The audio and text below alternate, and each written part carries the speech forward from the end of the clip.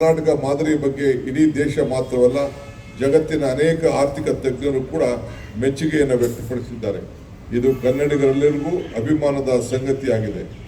Guarantee ಯೋಜನೆಗಳು ಬದುಕಿನ ಗ್ಯಾರಂಟಿಗಳಿಗೆ ಹೆಚ್ಚಿವೆ. Guarantee ಯೋಜನೆಗಳ ಮೂಲಕ ಪಡೆಯುವ ಹಣವನ್ನು ಪೌಷ್ಟಿಕ ಆಹಾರ, ಔಷಧಿಗಳು, ಮಕ್ಕಳ ಶಿಕ್ಷಣಕ್ಕೆ ವನಿತೆಯೋಗ್ಯ ಆಗುತ್ತಿದೆ. ಗ್ಯಾರಂಟಿ ಯೋಜನೆಗಳು 89% ಫಲಾನುಭವಿಗಳ ಕುಟುಂಬಿಕ ಸಂಬಂಧಗಳಿಗೆ ಸುಧಾರಣೆಯಾಗಿದೆ.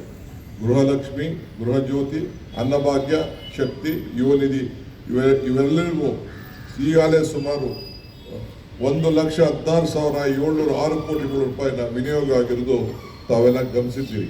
ಇಡೀ ದೇಶದ ಇತಿಹಾಸದಲ್ಲೇ ಮೊತ್ತ ಮೊದಲ ಬಾರಿಗೆ ಇದು ಒಂದೇ ಸಲ 43,345 ಮನೆಗಳು ಒಟ್ಟಿಗೆ ಈಗಾಗಲೇ ನೀಡಿದ್ದೇವೆ. ದೇಶದ ಸಂವಿಧಾನದ ಮೂಲಕ ಸ್ವಾತಂತ್ರ್ಯ, ಸಮಾನತೆ, ಸರ್ವೋತ್ವ ಮತ್ತು ಪ್ರಜಾಪ್ರಭುತ್ವಾತ್ಮಕ ಗಣರಾಜ್ಯ ವ್ಯವಸ್ಥೆಯಲ್ಲಿ ನೀಡುವ ಕಾಂಗ್ರೆಸ್ ಎನ್ನುವುದು ನಮಗೆಲ್ಲರ ಗೊತ್ತಿರುವಂಥ ವಿಚಾರ. ನಾನೊಬ್ಬ ಕಾಂಗ್ರೆಸ್ಸಿಗ, ಭಾರತೀಯ, ಕನ್ನಡಿಗ ಎಂದು ಹೇಳಿಕೊಳ್ಳಲು ನನಗೆ ಹೆಮ್ಮೆಯಾಗುತ್ತದೆ.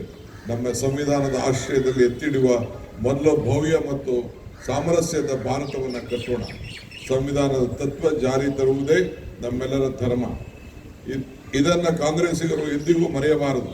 ಸಂವಿಧಾನ ಉಳಿಸಬೇಕಾದ ಭಾರತವನ್ನು ಉಳಿಸುವಂತೆ ಪ್ರಜಾಪ್ರಭುತ್ವದ ಗಣಕದಂತ ಸಂವಿಧಾನ ಉಳಿಸೋಣ ಎಂದು ಈ ಸಂದರ್ಭದಲ್ಲಿ ಮತ್ತೊಮ್ಮೆ ಕರೆಯನ್ನು ನೀಡುತ್ತೇನೆ. ಇವತ್ತು ತಾವೆಲ್ಲ ಕೂಡ ಅತಿ ಹೆಚ್ಚಿನ ಬೆಳಗ್ಗೆ ಈ ದೇಶದ 77ನೇ ಇದನ್ನು ಗಣರಾಜ್ಯೋತ್ಸವ ಸಂದರ್ಭದಲ್ಲಿ ತಾವೆಲ್ಲ ಭಾಗಿಯಾಗಿ ನಮ್ಮ ಈ ಕಾಂಗ್ರೆಸ್ ಕಚೇರಿಯಲ್ಲಿ ಭವ್ಯವಾದಂಥ ಕಾರ್ಯಕ್ರಮದಲ್ಲಿ ಪಾಲ್ಗೊಂಡಿದ್ದೇನೆ. ತಮ್ಮೆಲ್ಲರೂ ಕೂಡ ಈ ಸಂದರ್ಭದಲ್ಲಿ ತುಂಬ ಹೃದಯದ ಶುಭವನ್ನು ಹಾರೈಸ್ತಾ ಇದ್ದೇನೆ. ಎಲ್ಲರಿಗೂ ನಮಸ್ಕಾರ. ಜೈ ಹಿಂದ್, ಜೈ ಕಾಂಗ್ರೆಸ್ ಪಾರ್ಟಿ.